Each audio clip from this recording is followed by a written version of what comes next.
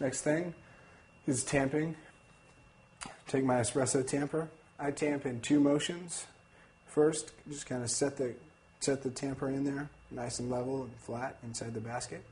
Take it back out. Lightly tap the outside of the portafilter. Knocks the coffee or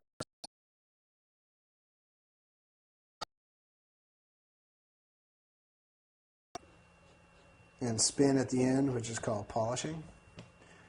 The best way to kind of train yourself to know where 30 pounds of pressure is while tamping is when you go to buy your espresso tamper, you can get one called a click tamper that gives way at 30 pounds of pressure.